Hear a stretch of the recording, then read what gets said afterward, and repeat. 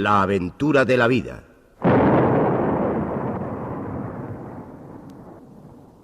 Un programa de Radio Nacional de España con guión, dirección y presentación de Félix Rodríguez de la Fuente.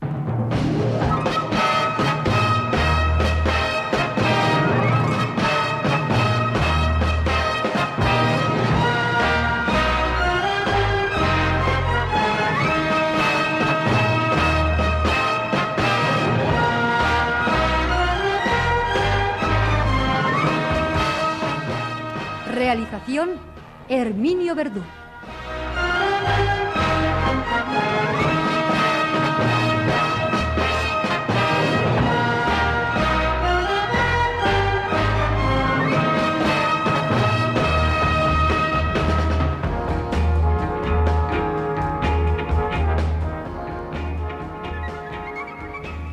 Amigos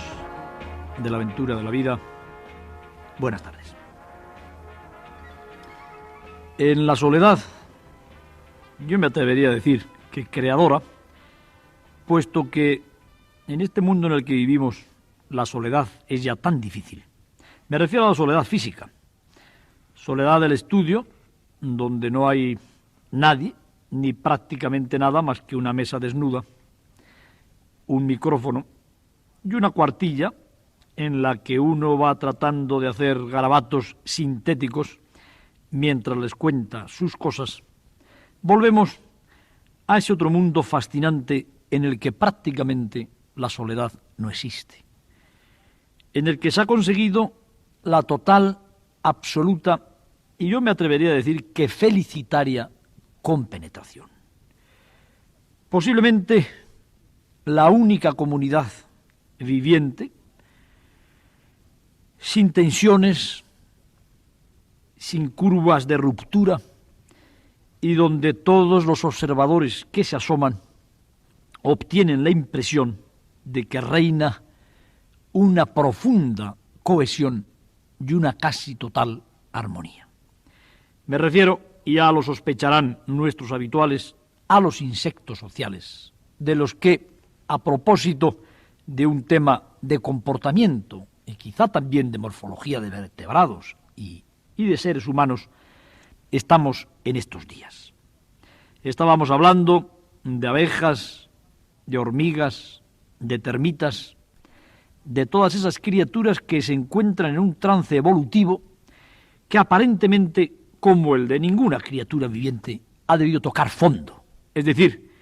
que de algún modo están evolucionando hacia un modelo aún más perfecto de sociedad comunitaria y compenetrada. Quizá algún amigo que hace semanas que no conecta con nuestro espacio, pues se pregunte cómo hemos ido a aterrizar a los insectos sociales, cómo nos ha llevado nuestro amigo Félix desde los primates de las estepas y sabanas africanas al tenebroso mundo de las termitas. Ha habido, en este caso nuestro, de tratar de explicarnos, o de tratar al menos de bucear en todas las formas de sociedad, pues un auténtico equilibrio circense y una auténtica escalada de comparaciones y de penetraciones en otros mundos aparentemente lejanos, pero yo diría que próximos al nuestro, puesto que son mundos de la vida, de la aventura de la vida. A propósito del dimorfismo sexual que impera en nuestra especie, es decir, de que hombres y mujeres somos distintos, explicábamos que los que parece ser que hemos cambiado más respecto al patrón ancestral hemos sido los machos, de Homo sapiens. Veníamos a decir después que las hembras conservan una serie de virtudes ancestrales que parecen sumamente indicadas para la política en las complejas sociedades en las que el hombre vive actualmente. Y comentábamos el caso de que un país como Inglaterra estuviera prácticamente gobernado por dos hembras de la especie humana, evidentemente importantes, la reina y doña Margarita, la premier del Parlamento británico. Pasábamos de este presunto matriarcado político, matriarcado solamente de ideas, evidentemente, a los más estrictos matriarcados que se dan en la naturaleza, que son concretamente los de los insectos sociales, donde prácticamente toda la comunidad gira en torno a la vida, a los hechos, a la conducta, a la salud, a la prosperidad, a la seguridad de una real hembra, llamada, por otra parte, así por los investigadores y por los divulgadores, incluso por los profanos: la reina de las abejas, la reina de las termitas o la reina del hormiguero. Reina que tiene, como les decía, la misión de poner huevos, es una especie de ovario gigantesco, y que tiene únicamente concentrado en ella, en su individualidad, la más importante de las misiones de cualquier especie viviente, de cualquier grupo zoológico viviente, que es el de la perpetuación de la especie. Que no se acaben las termitas, que no se acaben las hormigas, que no se acaben las abejas. La única criatura que se encarga de algo tan importante en un termitero como la perpetuación del termitero es un individuo único, hipertrofiado, diferenciado, sometido a toda clase de cuidados y de vigilancias, y que disfruta de tarde en tarde de los encuentros con su real consorte, el macho del termitero, que fecunda periódicamente a esta gigantesca reina para que siga habiendo, por así decirlo, una continuidad y una fertilidad en los huevos que pone. Entrábamos nosotros a estudiar ya un poco más de cerca la política del hormiguero, la política del termitero. Nos basábamos fundamentalmente en este último, y uno de los temas en el que hacíamos hincapié y del cual saltábamos escalonadamente, como les digo, desde aquel primitivo dimorfismo que se da en la pareja humana, era del hecho de que los distintos representantes de las castas que se dan en un termitero, que recordarán nuestros amigos que eran, por una parte, la reina, que es una hembra fértil, por otro lado el rey, que es un macho fértil, por otro lado los obreros, que son machos en los que no se desarrollan ni las glándulas sexuales, ni la morfología de macho terminado o adulto capaz de fecundar, y los soldados, que pueden ser de distintas castas: soldados de grandes cabezas, soldados de pequeñas cabezas y soldados dotados de trompa, que segregan un líquido cáustico que se emplea como arma química. Pasábamos por el asombro que produjo a los científicos descubrir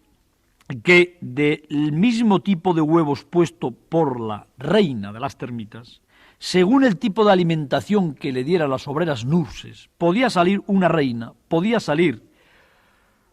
un rey, podía salir un obrero inmaduro que pudiera emplearse en cualquiera de las funciones del termitero, o podía salir un guerrero de cabeza grande, de cabeza pequeña, etc. Decíamos que se había comprobado que para que de un huevo igual a otro saliera un individuo distinto, solamente había una diferencia, que es el tipo de alimentación al que los obreros especializados en la nursería, en el cuidado de las larvas, habían sometido a estas larvas. Había una alimentación de tipo reina para las hembras, había una alimentación de tipo rey, de tipo soldado o de tipo obrero para los machos, y según el tipo de alimentación que dieran estas nurses a la larva salida del huevo, se podría fabricar, en función de la demanda de la colonia, un individuo que tuviera características de las castas que les acabo de citar. Llegábamos a explicarnos también que se había llegado en este superorganismo, en esta macrocomunidad de los insectos sociales, a saber cuándo se necesitaban soldados, cuándo se necesitaba una reina nueva, cuándo se necesitaban obreros, en función de unas hormonas que estas criaturas, estos pequeños insectos sociales, segregan en el interior de unos organismos y que hacen circular a través de toda la colonia, merced a un proceso de intercambio de líquidos corpóreos que se llama la trofalaxia. Hacíamos nosotros una comparación, hacíamos un parangón con una especie de amor asexuado, profundo, felicitario, que determina el hecho de que los insectos sociales, cuando no están cumpliendo una función laboral, es decir, trabajando por la comunidad, se someten constante y permanentemente a un besuqueo, a un masaje entre unos y otros individuos, que es el que hace circular a través de toda la colonia los líquidos que están contenidos en el cuerpo de cada uno de los individuos y que hacen circular estas hormonas sociales que determinarán que las obreras puedan dar un tipo de alimentación a las larvas salidas de los huevos de las reinas. Habíamos llegado más lejos y nos planteábamos lo que considerábamos que es siempre más difícil en biología, que es el por qué. ¿Por qué este esfuerzo increíble de un animal tan antiguo como un insecto social para integrarse en una comunidad cerrada, en una comunidad prácticamente aislada del exterior, en una comunidad que tiene temperatura propia, humedad propia, personalidad propia y que de alguna manera trata de perpetuarse y de evolucionar hacia algo más perfecto? Dábamos la semana pasada, y llegamos ya prácticamente al momento del suspense, una razón, pero que no era más que la razón de una segunda razón más importante. Decía yo que, según algunos investigadores, los insectos sociales han evolucionado a lo largo de cientos de millones de años de esfuerzo de programación evolutiva, de afortunada selección de mutaciones dirigidas hacia ese superinsecto, ese superorganismo, porque los insectos son pequeños, no pueden crecer. Dejada aquí la respuesta que yo daba a las preguntas de mis interlocutores, dejado aquí el planteamiento de por qué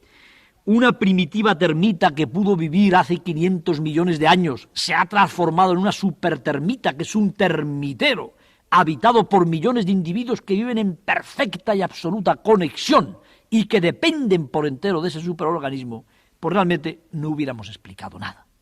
Los insectos no pueden crecer. Explicaba la semana pasada el porqué de esa especie de maldición bíblica que ha pesado sobre una criatura tan perfecta como el insecto. Yo dije una vez, no sé en qué programa de radio o de televisión, que afortunadamente para nosotros los insectos tuvieron un fallo de concepción arquitectónica, de concepción mecánica, si es que alguien ha concebido las formas o las mecánicas de los seres vivos. La semana pasada explicábamos que los insectos no pueden crecer porque tienen un esqueleto exterior, exoesqueleto, que prácticamente les ahoga, como pudiera haber estado ahogado un guerrero medieval dentro de su coraza, dentro de su escafandra, un buzo de aquellos de la escafandra típica, si no hubiera tenido más que unos pocos agujeritos a través de los cuales hubiera podido respirar. Porque junto al hecho de que los insectos no tienen esqueleto interno, se da la circunstancia dramática para ellos de que también carecen de pulmones y de que todo el oxígeno que absorben del exterior para poder ejercer sus funciones metabólicas a nivel de los tejidos entra en su organismo a través de unos orificios que se llaman estomas, de unas tráqueas que les ventilan directamente, como pueda ventilarse, por ejemplo, el motor de un avión o de un automóvil que se ventile por el aire que al ir deprisa ese vehículo penetra dentro de las estructuras de su motor. Decíamos que había una ley matemática que resultó absolutamente trágica para los insectos en su carrera que han pretendido seguir todos los grupos zoológicos vivientes hacia el gigantismo, hacia hacerse grande. La superficie aumenta en progresión aritmética, el volumen en progresión geométrica. Es decir, llega un momento en que cuando un insecto se hace un poco mayor que el escarabajo Hércules tropical, que es como un ratón pequeño, no tiene superficie suficiente como para ventilar, aunque todo fueran estomas y tráqueas, los tejidos que están en el interior de esa cápsula dura. La construcción anatómica del insecto, por consiguiente, hacía imposible que el insecto pudiera crecer más que el tamaño de las más grandes libélulas vivientes que en el Carbonífero se pasearon por los bosques de tallos blandos con una envergadura de unos 90 centímetros, o que los actuales escarabajos Hércules que viven en las selvas tropicales, los escarabajos Goliat también, como un ratón pequeño. Pero había otro problema, también dramático, dentro del mundo de los insectos, y es que no solamente los insectos no podían crecer como individualidad, es decir, como masa orgánica, puesto que viven encorsetados dentro de su exoesqueleto, de su esqueleto exterior, sino que la disposición del sistema nervioso de los insectos no ha podido ser más inadecuada en la concepción arquitectónica de sus organismos. Los ganglios nerviosos, por no decir multicerebros o pequeños cerebros de los insectos, se sitúan en el centro del cuerpo, en la parte anteroposterior, en torno al esófago, en torno al tubo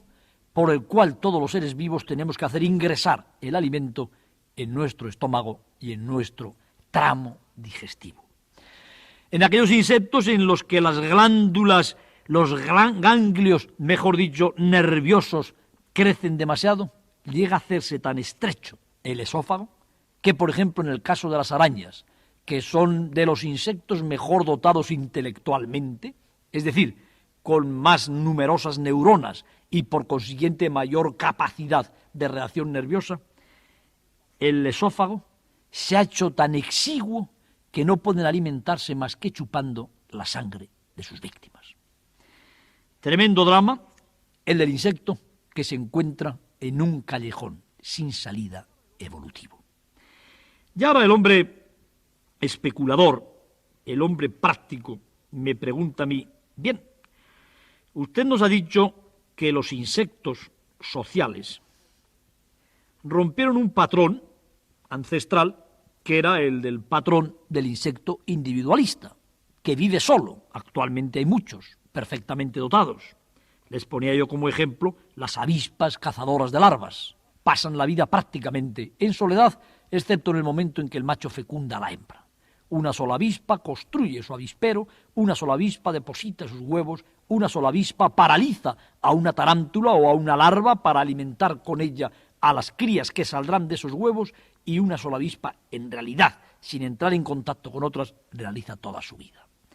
¿Por qué animales parecidos a las avispas, como son las abejas o las avispas sociales?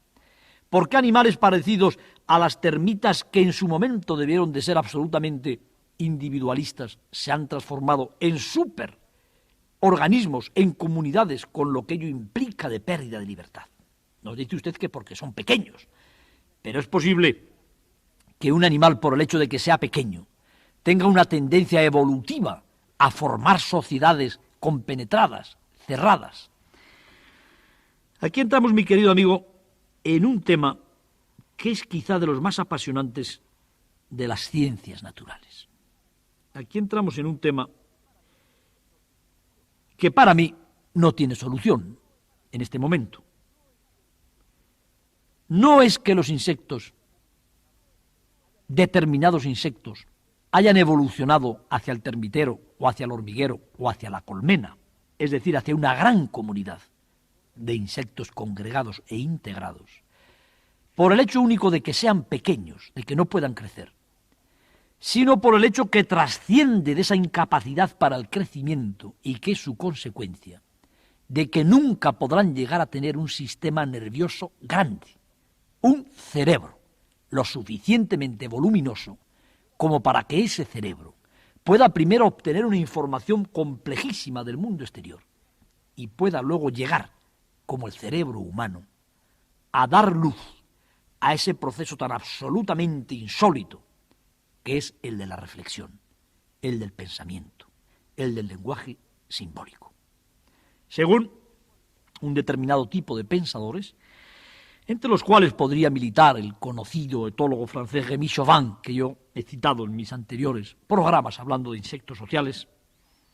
podría pensarse en un finalismo en la evolución de los seres vivos hacia la aparición de sistemas nerviosos lo suficientemente complejos como para dar lugar a la reflexión, al pensamiento, a lo que podríamos llamar el sello humano. Y aquí tendría yo que hacer un paréntesis importante y explicar a mis queridos amigos, a los que lo único que puedo dar es pues un poco de mis propias inquietudes y de mis propias maneras de ver la aventura de la vida, este proceso biológico en el que todos estamos sumidos y en el que quizá distraídos pues por procesos de la sociedad de consumo en la que vivimos,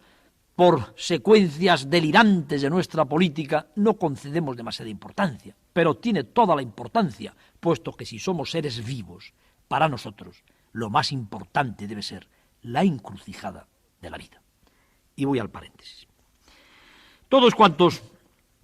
han estado con nosotros desde hace ya años, pues conocen perfectamente el proceso de la evolución. Saben que el proceso de la evolución es una prodigiosa mecánica de la vida que ha permitido de que a partir de los seres más primitivos, simples, sencillos e indiferenciados, estemos ahora aquí los seres más complejos y diferenciados. Podríamos decir, yo creo que en esto no puede haber ningún atisbo de antropocentrismo, más perfectos. De lo imperfecto a lo perfecto, de lo desordenado a lo ordenado, de lo simple a lo complejo, a través de un proceso evolutivo. Hay dos grandes escuelas en lo que se refiere a la interpretación de la evolución de la vida. Ya casi nadie se plantea un creacionismo infantil.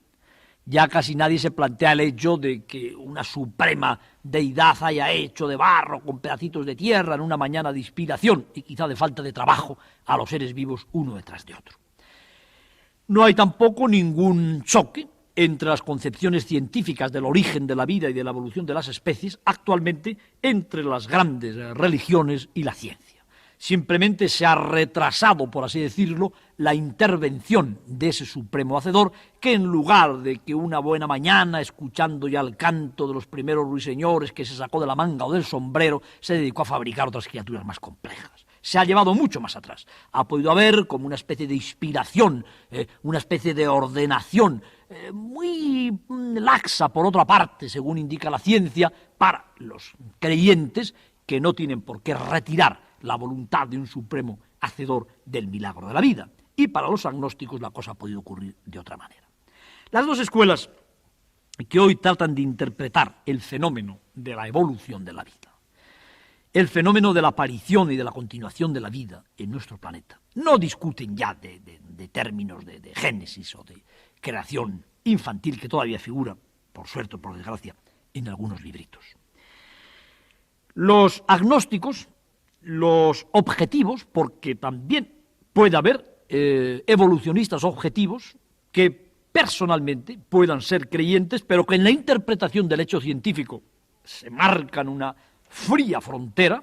y no interpretan nada más que con las luces de la razón y de la ciencia, piensan que mientras no se demuestre lo contrario, la evolución es una especie de gigantesco fenómeno que ha tenido lugar en nuestro planeta y que puede estar teniendo lugar en otro planeta y en otra galaxia en este momento, y me refiero a la evolución de la vida, no a la evolución cósmica, que debió ser anterior y que tiene a su vez otros estudiosos y otras explicaciones. La evolución de la vida ha sido un fenómeno absolutamente fortuito. Esto es escalofriante, se le pone a uno la carne de gallina, pero hay investigadores tan cualificados como el Premio Nobel de Biología Molecular francés, el llorado Jacques Monod, investigador fallecido prematuramente, un hombre joven, que escribió un libro absolutamente gélido. Escribió un libro que a uno le deja solo en el universo, donde, bajo el título de El azar y la necesidad, trata de demostrar que la edad de nuestro planeta, y antes la edad del universo, es lo suficientemente larga ya como para que a lo largo de todos esos miles de millones de años, las fortuitas combinaciones de los cuerpos simples, de los elementos químicos más primarios, hayan podido dar lugar, siguiendo la mecánica de la evolución, a las criaturas más complejas que poblamos este planeta. Es decir, nada de premeditado, nada de programado, nada de providencial. Esta es la escuela agnóstica, esta es la escuela objetiva, esta es la escuela especulativa, esta es la escuela fríamente científica en la interpretación del fenómeno evolutivo. Está después la escuela finalista, que no quiere decir ni mucho menos que sea una escuela deísta o que sea una escuela pararreligiosa, puede también no serlo. Puede haber pensadores que, tratando de interpretar fríamente el hecho evolutivo, se hayan transformado en finalistas sin que quizás sean practicantes y ni siquiera creyentes. La escuela finalista interpreta el fenómeno de la evolución, al menos en nuestro planeta, como un gigantesco esfuerzo del proceso biológico para ir, como les decía antes, de lo simple a lo complejo, y para ir, sobre todo, de la materia al espíritu. Aquí está el quid de la cuestión. La materia puede estar perfectamente inorganizada e incluso desordenada, y está ahí. Un átomo de materia tiene un orden interior fascinante, pero en un orden biológico. No puede reproducirse a sí mismo. Un átomo de materia integrado en un ser vivo es ya otra cosa muy distinta. Para los interpretadores finalistas de la evolución, aquí estaríamos asistiendo a un fenómeno fantástico en el cual, a través de millones y millones de años, el milagro de la vida, ya hablo de milagro con un paréntesis que quiero que lo saque de los milagros religiosos, de los milagros de Lourdes, de Fátima o de la Meca. El milagro de la vida estaría tratando de obtener espíritu, es decir, pensamiento, amor, inspiración, heroísmo, a partir de la fría y de la pura materia. Hay una exposición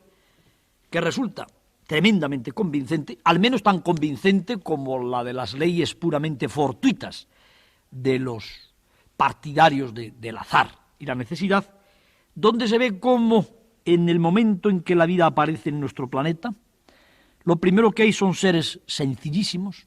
monocelulares, en los que evidentemente no cabe comportamiento más complejo que el de obtener una mínima información del mundo exterior y reaccionar en función de esos fototropismos, de esos quimiotropismos.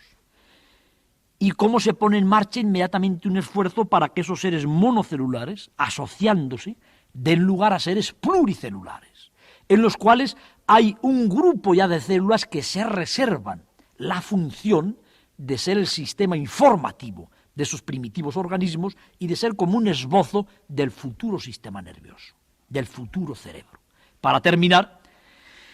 con un ser tan tremendamente improbable dentro de la mecánica evolutiva,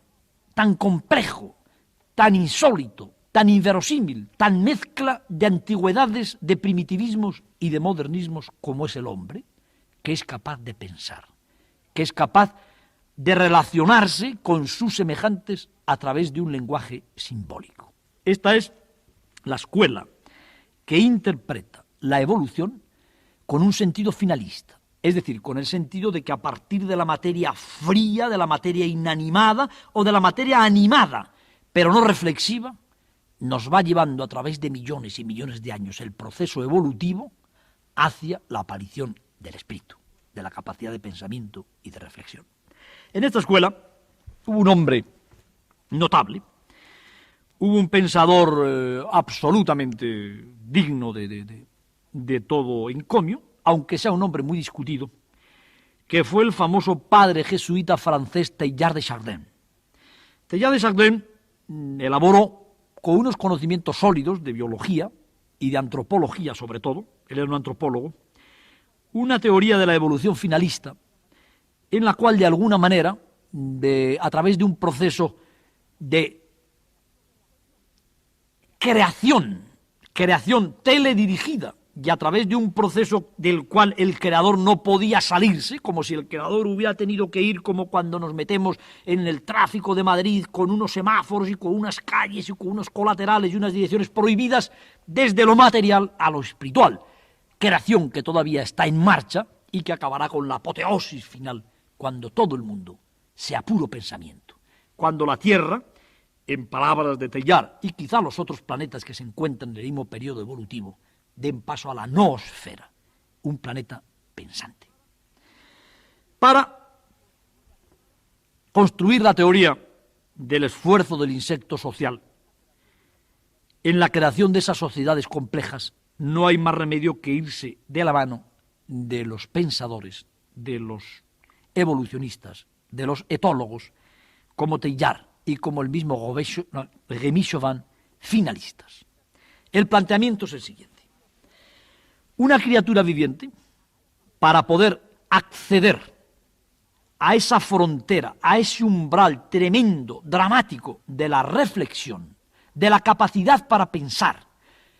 de dar paso de la materia al espíritu, que es evidentemente lo que en este momento están sugiriendo mis palabras en sus cerebros. Nosotros estamos en este momento especulando con algo etéreo, algo animado, pero algo que en el momento en que emerge a través del lenguaje simbólico de nuestro yo, pertenece ya a lo que podríamos llamar puro espíritu, pura característica de nuestra especie, que no se ha dado en ninguna otra. Bien,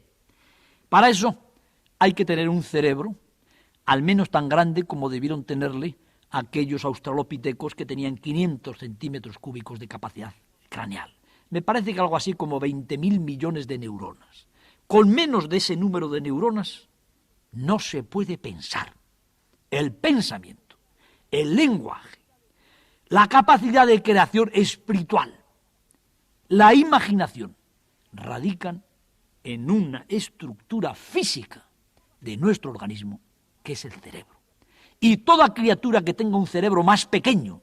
que el primer cerebro que fue capaz de emitir el primer esbozo de pensamiento, de reflexión, de espíritu, construido sobre la capacidad para el lenguaje simbólico y para el pensamiento simbólico, no era capaz de llevar a cabo estas funciones. En este sentido, los vertebrados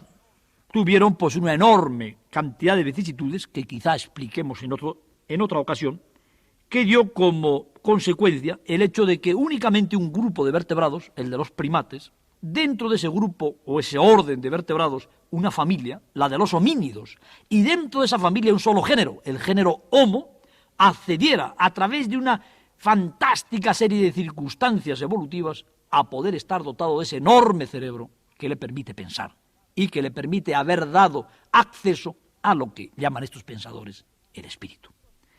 Los insectos que no podían crecer, los insectos que merced a una serie de fallos mecánicos de estructura, el exoesqueleto, y por si esto fuera poco, la mala situación del sistema nervioso, que de alguna manera, si hubiera estado en el exterior de su organismo, en la cabeza, por ejemplo, como en los vertebrados, hubiera podido un insecto teóricamente minúsculo, enano, pues crear una especie de apéndice cefálico gigantesco en el cual estuvieran depositadas esos millones de neuronas que se necesitan para pensar. Al insecto le estaba cerrado, vedado el camino hacia el pensamiento. Y entonces, el esfuerzo evolutivo, el esfuerzo de la evolución finalista, considerada así por esta escuela de pensadores y de sabios, inventa la estrategia del superinsecto. Si un solo insecto no puede ser nunca más grande que un pequeño ratón, y al no ser nunca más grande que un pequeño ratón, y además tener la mala suerte de verse obligado a utilizar un sistema nervioso que está en torno al esófago,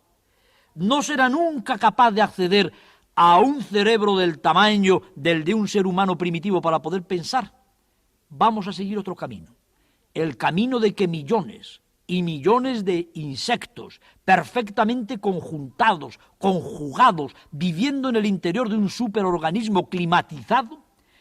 puedan sumar, como en una computadora de las que fabrican los hombres, todos sus microcerebros para que cuando la evolución del insecto social termine, un hormiguero le pueda decir a otro, dentro de 1.000 millones de años, o de 500, o de 200, quién sabe, como escribe Rémy Chauvin. ¿Te acuerdas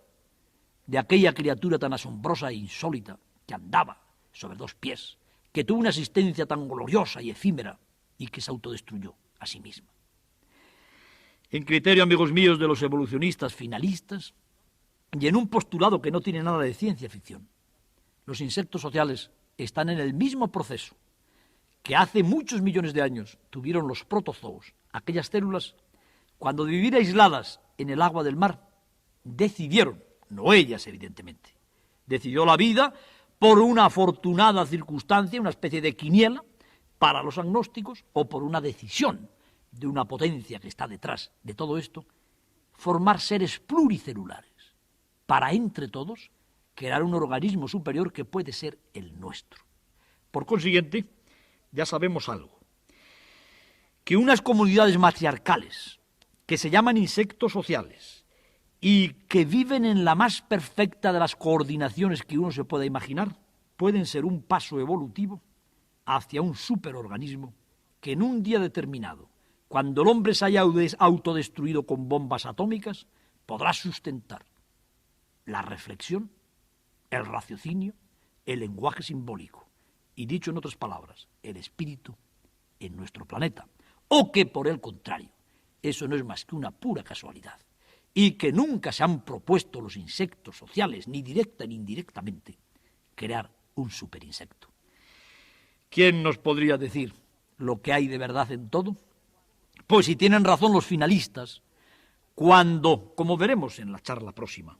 también los hombres, a través de otra trofalaxia, hayamos sido capaces de sumar el esfuerzo de todas nuestras mentes y lo sepamos todo, lo que había ocurrido antes de que nosotros apareciéramos en el drama de nuestro planeta y lo que ocurrirá después de que desaparezcamos, es decir, hayamos llegado al punto omega, entonces sabremos lo que querían realmente los insectos sociales. Pero falta tanto tiempo. Y hay, por otra parte, tan pocas probabilidades. Hasta el próximo día.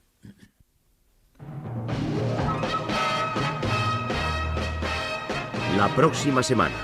de nuevo, en su receptor, La aventura de la vida.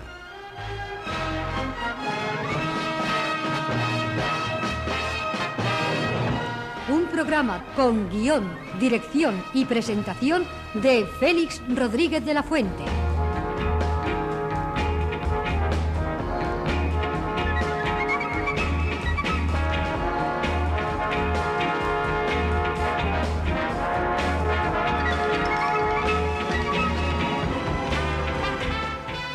Montaje musical, Eugenio Borrego.